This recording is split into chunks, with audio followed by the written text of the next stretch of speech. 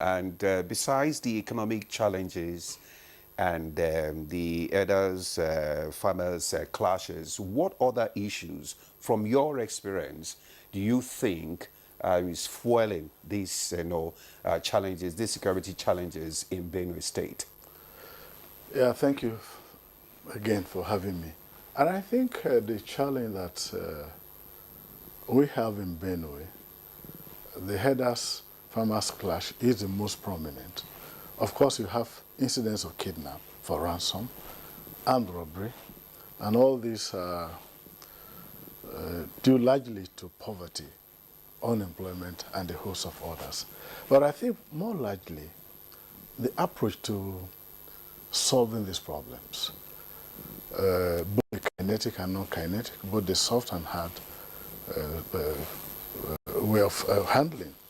And so I think we need to develop, but that's what I think, have we been able to develop a comprehensive approach to solving these security problems? The headers farmers clash has displaced a lot of citizens and appears to escalate all the time. And a lot of lives are lost, either in the Agato axis or in the Lugo and the other places. And I think the issue is, when you deploy, you have food security, you have human security and all that. What is the strategy that is being applied to resolving this conflict? Because there has always been farmer-header clash in a way, because the headers use little children to graze the animals, and when they get to the bush, they lay the animals and they play, and the animals wander and destroy crop. And when you go, you find your crop destroyed. And so this has been going on. It's just that it was not handled when it was festering and has allowed to become a monster that it is today.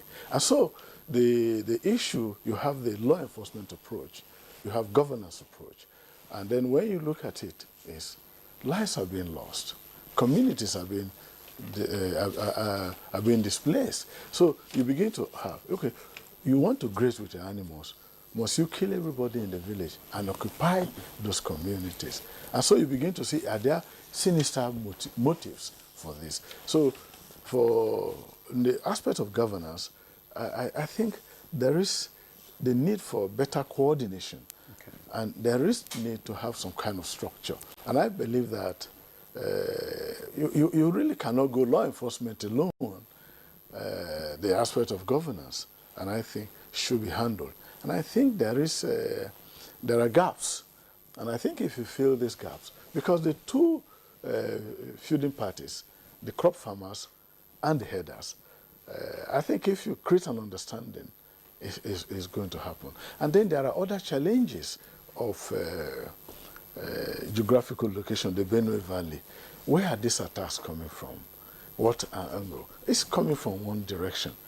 What is being done about it? What kind of conversation go between the administration of Benue State and the administration in Nasarawa State? Because all the attacks appear to come from that direction. And so you begin to ask, what is it can be done? That is why I say, I think it's more a problem of coordination. Because if you just go on the hard step or kinetic approach, you may not quite understand. But I think if we bring governance into it and then we bring a kind of truthfulness, transparency, and of course, a kind of unity of purpose, I think that's something we should look at as we go ahead in this program. I am concerned about the level of coordination. And I think if we are going to really address the root cause and resolve and solve this, you've got to talk about coordination. And I think that I don't see any structure on ground, dealing with the issue of coordination. So the problems have always been there. Okay. Even as a young person in the village in Benue, and sometimes they destroy the crop, they compensate. The compensations are not always adequate, but they compensate. And in those days, the farmers will invite the herders to settle in a part of their farm.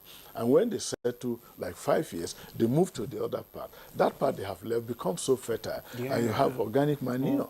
So the issue that I see, that a lot of lives have been lost, that